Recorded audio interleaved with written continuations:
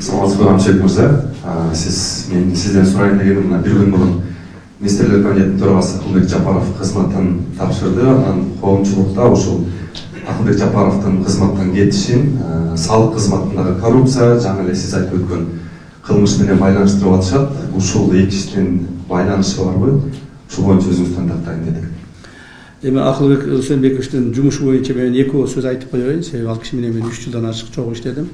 Үсөнбекович өтө тажрыйбасы кенен, мол, экономика боюнча өтө мындай билимдүү жигиттерден жана мамлекетибизде көптөгөн жакшы жумуштарды аткарып кетти. Так. Ал эми ал кишинин жумуштан кетиши боюнча ал президент гана чечим кабыл алат. Президент кабыл алган чечимдерин биз талкуулабайбыз. Салық кызматындагы иш боюнча суралып жооп болсо бир байланыш болушу мүмкүнбү же андай эмеспи?